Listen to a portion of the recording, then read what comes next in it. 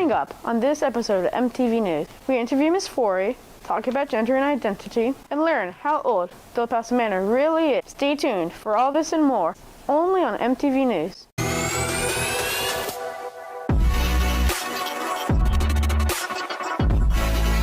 Welcome to our winter edition of MTV News. My name is Marco. We have an amazing episode for you today. First up, we remind you of the rules of a rainy day recess. That includes recess and lunch. On rainy days, it's important to know the lunch procedures. They are important to follow in order to be safe and maintain order. The rainy day procedures include eating outside, wearing your mask after you're done with your lunch, hands and feet to yourself, and no running in the classroom. What's your favorite thing to do when it's a rainy day recess? I like to go inside and play with board games. Name one procedure you follow and why. I respect the board games and I play nice because respecting other people's property is the right thing to do. Be sure to follow these procedures to keep yourself safe and make DPM a better place to be. Speaking of recess, it's important that we talk about how to go down the slide. It is important for students to use the slides the correct way. Using it the wrong way, you could get hurt. Like, watch out for people if people like are here right there and you can slide. Could you please move? Okay. Don't block the slide and make sure to stay on one side. No, not like that. Slide down or not like go down like by our belly or like backwards. Yeah, like that. Using the slide the correct way makes recess better for everybody. Now, it's time for Miss Norman's class to play some ball. We had the opportunity to play kickball because my class earned 10 golden horseshoes. There are a lot of benefits of playing with my students and watching them play kickball together, but I think the most important is we're building relationships. As I get to spend time with people I never really spend time with in my class, I think it's a good way to make friendships and it's a good teamwork activity. Hanging out and getting to know each other better, it just seemed like a really nice experience. Kickball builds community because we're playing together as a team. It helps us work together because if you don't work together in kickball, then it's not fun. We actually made the decision to not keep score. I wanted to put all the energy into working together and having fun and just enjoying the experience. And instead the focus was how many compliments can we give. At the end, we didn't even know the score, but everybody was laughing and having a great time. With all the germs going around, it's important that we talk about how to use the water fountain safely. How many times have you seen a student putting their mouth on a drinking fountain? Putting your mouth on a drinking fountain faucet spreads germs. When using the drinking fountain, keep your mouth a few inches away from the faucet, like this. So the next time you grab a drink from a drinking fountain, remember to keep your mouth a few inches away and not directly on the fountain. Since Miss Forey is new to DPM this year, let's learn a little bit more about her. While Miss Forey is new to the DPM campus this year, she is not new to the music profession. Originally, I was actually an oboe player. So I played a very specific instrument and I spent a lot of hours every day doing it. I played in orchestras and wind ensembles and all kinds of different chamber groups. And my goal was to be a professional oboist. Miss Forey said that while she loved performing, she was hoping to give back to others within the community by becoming a teacher. I think back when I would play in orchestras more often, sometimes being with such a large group of musicians and making really powerful music in person with everyone was just the most inspiring thing ever to me. And it helped me heal a lot of emotional things that were going on with me, and I think that I just wanted to share that with others and make sure that other people also get to have that experience. Because to me, the most powerful thing about music was experiencing making it myself. Speaking of listening to music, we asked Miss Forey about the types of music she enjoys listening to.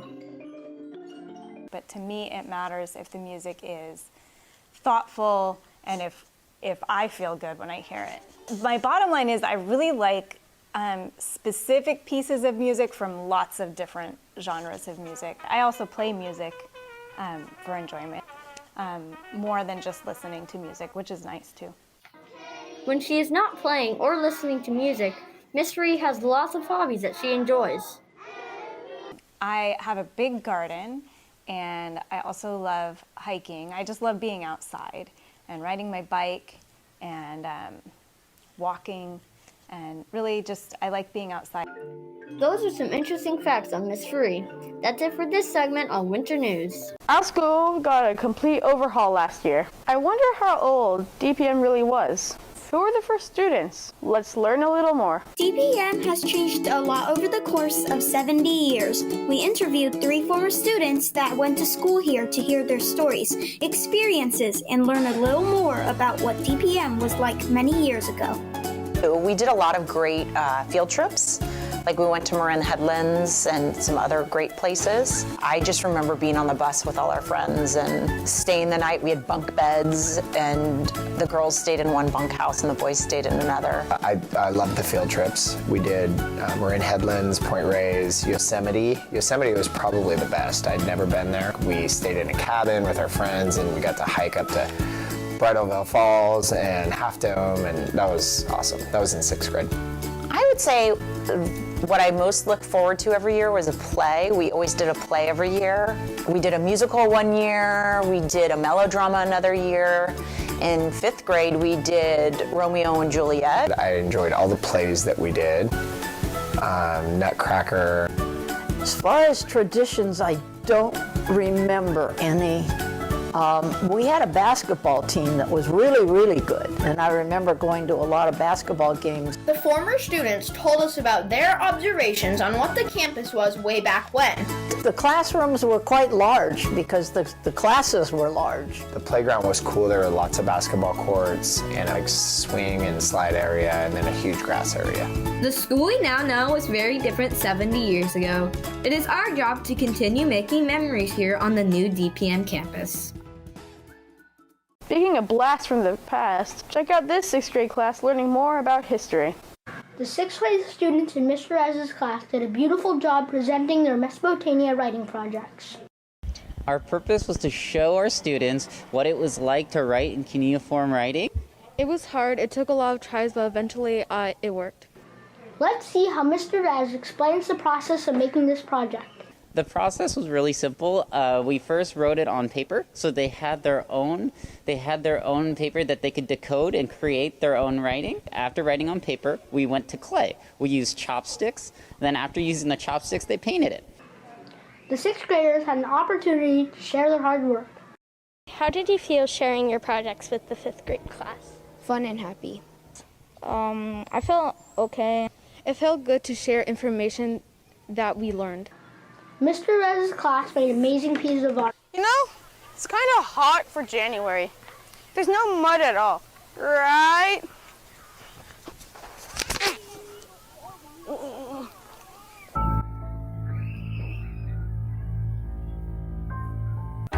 Three normal humans are going about their day. The unintentional slip of the evil white grass of doom. The three use evasive flailing tactics to try to escape its grasp. All they're picking is annoying the Lord of Carnivorous Plants, and it decides to consume them. The kids' strategy has worked. They have escaped. These kids have been lucky, but others may not. The end. Gender and identity is an important topic in 2022. Let's learn more about it here on the DPM campus. Appearance doesn't equal gender. Just because a student dresses feminine or masculine doesn't mean they identify as the gender that might correlate with the style. Don't assume their gender or pronouns. Ask them. Did you know that the San Juan Unified School District has an April commitment for educational justice? Our school district is working hard to help students feel accepted and safe, and so are we. Here at DPM, we support others. This includes our LGBTQIA+ community. Students can help with this work by following these 3 points. Be more accepting of other people and their differences.